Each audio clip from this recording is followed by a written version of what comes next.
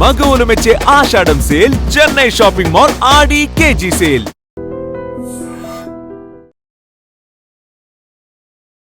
నమస్తే, welcome to I dream talking point with Kavitha.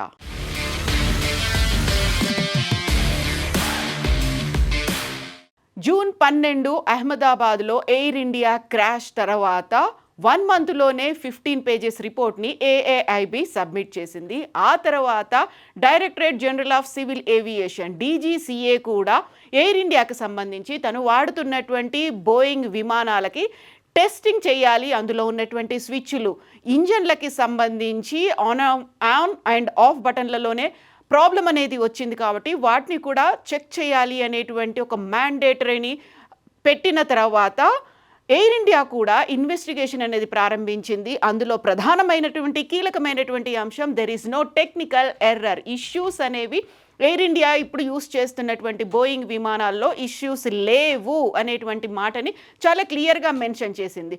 So అక్కడ ఇంజన్స్కి సంబంధించి స్విచ్లో ఎలాంటి ఎర్రర్ అనేది లేదు. సో అది హ్యూమన్ ఎర్రర్ అయిందా లేకపోతే ఇంకేదైనా టెక్నికల్ ఎర్రర్తో యాక్సిడెంట్ అయిందా, ప్లేన్ క్రాష్ అయిందా అనేది ఇన్ డెప్త్ అనాలిసిస్ ద్వారా తెలియాల్సినటువంటి అవసరం అయితే ఉంది. బట్ ప్రిలిమినరీ రిపోర్ట్ అయితే ఇంజన్లకి ఇంధనం అందకపోవడం వల్ల switch off run of model ఉండడం వల్లే అంత పెద్ద ప్లేన్ క్రాష్ అయింది, 272 మంది మరణానికి కారణమైంది అనేది ఏఐబి ప్రిలిమినరీ రిపోర్ట్లో వచ్చింది. ఆ విషయం ఎయిర్ ఇండియాకి సంబంధించి ఇప్పటిదాకా జరిగినటువంటి జూలై 12 నుంచి రిపోర్ట్ అనేది వచ్చిన తర్వాత ఈ టెక్నికల్గా ఉండేటువంటి మెజర్మెంట్స్ అన్ని తీసుకుంటే there is no error, there is no fault అనేది ఎయిర్ ఇండియా అనౌన్స్ చేసింది. ఎట్ ద సేమ్ టైం నిన్ననే పార్లమెంటుకు సంబంధించి ఎయిర్ ఇండియా క్రాష్ మీద పెద్ద చర్చ జరిగింది. సివిల్ ఏవియేషన్కి సంబంధించినటువంటి మినిస్టర్ రామ్మోహన్ నాయుడుతో పాటుగా సహాయ మంత్రి కూడా క్వశ్చన్స్కి ఆన్సర్ చేశారు. అందులో ప్రధానమైనటువంటి అంశం ఎయిర్ ఇండియాకి సంబంధించే గత 6 నెలల్లోనే సేఫ్టీ వయలేషన్స్ గురించి 9 షోకాస్ నోటీసులని అందుకుంది అనేది. అక్కడ సేఫ్టీ వయలేషన్స్ అనేవి ఎయిర్ ఇండియాకి సంబంధించి జరిగాయి. 9 షోకాస్ నోటీసుల్ని అందుకున్నారు ఎయిర్ ఇండియాకి సంబంధించి అనేది ఒక మాట. యూనియన్ హోం మంత్రి సివిల్ ఏవియేషన్కి సంబంధించి సహాయ మంత్రి మురళీధర్ మోహల్ నిన్న రాజ్యసభలో ఆ విషయాన్ని మెన్షన్ చేశాడు. దానికి సంబంధించినటువంటి మెజర్మెంట్స్ అనేవి తీసుకున్నారు అనే ఒక మాటతో పాటుగా జూన్ 12న జరిగినటువంటి ఈ ఇన్సిడెంట్కి సంబంధించి ఫర్దర్గా ఎలాంటి చర్యలు తీసుకున్నారు, ఎందుకని ఈ ఇన్సిడెంట్ జరిగింది, full in depth analysis report, investigation report ఎప్పుడు వస్తుంది అనే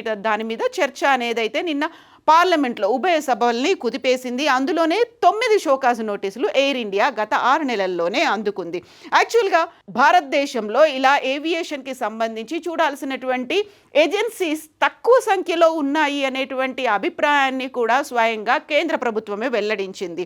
directorate general of civil aviation DGCA ఉంది, bureau of civil aviation security BCAS ఉంది, ఎయిర్పోర్ట్స్ అథారిటీ ఆఫ్ ఇండియా, ఈ 3 మాత్రమే ఉన్నాయి. చాలినంతగా మనకు ఏవియేషన్ ఏజెన్సీస్ లేవు, ఒక షార్టేజ్ ఉంది అనే మాటతో పాటుగా according to A parliamentary reply, అక్కడ పార్లమెంట్లో వచ్చినటువంటి రిప్లైని పట్టి చూస్తే వేకెన్సీస్ కూడా చాలా ఎక్కువగా ఉన్నాయి సివిల్ ఏవియేషన్కి సంబంధించి. DGCAలో నిన్నటి వరకు చూస్తే 823 వేకెన్సీస్ ఉంటే BCASలో 230 వేకెన్సీలు ఉన్నాయి, AAIలో 3230 వేకెన్సీలు అనేవి ఉన్నాయి.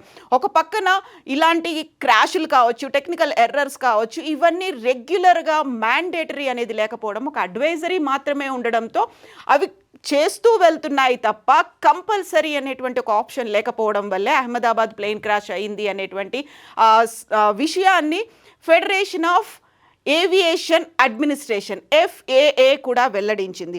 సో ఈ నేపథ్యంలోనే ఇప్పుడున్నటువంటి వేకెన్సీస్ని ఫిల్ చేయాలి, షార్టేజెస్ ఏవైతే ఉన్నాయో ఏజెన్సీస్కి సంబంధించి వాటిని కూడా ఇంకా స్ట్రెంగ్తెన్ చేసుకొని ఇంకా పెంచాల్సినటువంటి అవసరం అయితే ఉంది. సో ఇప్పటికైతే 9 షోకాజ్ నోటీసులు అందుకున్న తర్వాత దానికి 33 ఎయిర్ క్రాఫ్ట్స్లో ఇలాంటి ఇష్యూస్ ఉన్నాయి అనేటువంటి విషయాన్ని ఐడెంటిఫై చేశారు. అందులో 31 ఎయిర్ క్రాఫ్ట్లకు ఏరోప్లేన్లకి సంబంధించి ఆపరేషనల్ ఎయిర్ క్రాఫ్ట్స్ అనేవి ఇన్స్పెక్షన్ తర్వాత స్టార్ట్ అయిపోయాయి. ఇంకా 2 ఏరోప్లేన్లకి సంబంధించి ఇంకా ఇన్స్పెక్షన్ అనేది కొనసాగుతోంది, మానిటరింగ్ అనేది ఇంకా కొనసాగుతోంది అనేది civil aviation minister Rammohan Naidu అయితే నిన్న వెల్లడించాడు. యాక్చువల్గా ఇందులో కుట్ర కోణం ఏమైనా ఉందా, ఎందుకని అహ్మదాబాద్లో ఎయిర్ ఇండియా విమానం కుప్పకూలిపోయింది అనేటువంటి డిస్కషన్ కూడా జరిగింది. బట్ దానికి సంబంధించి ఇన్డెప్త్గా ఇన్వెస్టిగేషన్ రిపోర్ట్ రావాల్సినటువంటి అవసరం ఉంది అనే మాట అయితే పార్లమెంట్లో వెల్లడైంది. యాక్చువల్గా 254 ఎన్ఫోర్స్మెంట్ యాక్షన్స్ని సివిల్ ఏవియేషన్ మినిస్ట్రీ తీసుకుంది. అందులో 542 2023లో అయితే 2024లో 673 సివిల్ ఏవియేషన్ యాక్షన్స్ని విమానయాన శాఖ తీసుకుంది. భారతదేశంలో ఈ ఇన్సిడెంట్ జరిగిన తర్వాత పార్లమెంట్లో వచ్చిన చర్చను బేస్ చేసుకొని ఇక ఇక్కడే ప్రధానంగా ఇంకొక అంశం కూడా తెర మీదకి వస్తోంది. ఎయిర్ ఇండియా ఇప్పుడు $200 మిలియన్ రుణాన్ని పొందాలని చూస్తోంది, బ్యాంక్ లోన్ తీసుకోవాలని చూస్తోంది. అందులో ప్రధానంగా బోయింగ్ 777 విమానాల్ని కొనాలి అనే ఉద్దేశంతో గత కొంతకాలంగా ఆ ప్రయత్నాలు సాగినప్పటికీ కూడా జూన్ 12న ఎయిర్ ఇండియా అహ్మదాబాద్ విమాన ప్రమాదం జరిగిన తర్వాత డ్రీమ్ లైనర్లని కొనుగోలు ఒప్పందం అనేది కొంచెం వెనకబడింది. ఆ తర్వాత ఈ డీజీసీఏకి సంబంధించి అడ్మినిస్ట్రేషన్ ఇవన్నీ తీసుకున్న తర్వాత మళ్ళీ ఆ అంశం సరికొత్తగా తెర మీదకి వచ్చింది. ఈ నేపథ్యంలోనే బోయింగ్ 777లని కొనాలి అనే దాంతో ఎయిర్ ఇండియా ఇప్పుడు $200 మిలియన్ బ్యాంకు లోన్ కోసం ఎదురు చూస్తోంది. సో ఇది అన్అఫీషియల్గా తెలిసినప్పటికీ కూడా అక్కడున్నటువంటి 787 డ్రీమ్ లైనర్లు, దీంతో పాటుగా 737 డ్రీమ్ లైనర్లలో కొన్ని ప్రాబ్లమ్స్ ఉన్నాయి కాబట్టి ఇప్పుడు సరికొత్తగా ఎయిర్ ఇండియా 777 వైపు మొగ్గు చూపుతున్నట్టుగా అర్థమవుతోంది. సో వీటికి సంబంధించి టాటా ఈ ఎయిర్ ఇండియాని పర్చేస్ చేసిన తర్వాతనే 570 న్యూ ఎయిర్ క్రాఫ్ట్స్ని భారతదేశంలో టాటా తీసుకుంది. అందులోనూ ఎయిర్ బస్తో పాటుగా బోయింగ్లతో కూడా చర్చలు అనేవి జరిపింది. ఇప్పుడు యాక్సిడెంట్ జరిగిన తర్వాత మెజారిటీ 737 మ్యాక్స్ తీసుకోవాలా, అంటే దాంట్లో నారో బాడీ ఉన్నటువంటి దాన్ని తీసుకోవాలా లేకుంటే 777ని తీసుకోవాలా అనే దాంతో ఇప్పుడు $200 మిలియన్ తీసుకొని సరికొత్తగా 777లను కొనాలి అని అయితే ఎయిర్ ఇండియా భావిస్తోంది. అందుకోసం బ్యాంక్ లోన్ కోసం అయితే చూస్తుంది.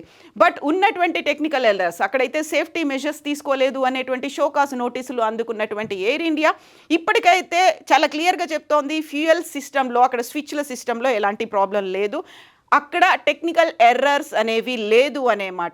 బట్ ఇన్డెప్త్గా అయినా తెలుస్తుందా, అది ఎంతకాలానికి తెలుస్తుంది? పార్లమెంట్లో అయితే చర్చ వచ్చింది, ఇన్డెప్త్ అనాలిసిస్ ఇన్డెప్త్ ఇన్వెస్టిగేషన్ జరగాల్సినటువంటి అవసరం ఉంది, అప్పుడు మాత్రమే తెలుస్తుంది. ఏఐబి ఇచ్చింది కేవలం ప్రిలిమినరీ రిపోర్ట్, ఆ 15 పేజీల రిపోర్ట్ ప్రిలిమినరీ రిపోర్ట్ అనేది మాత్రమే.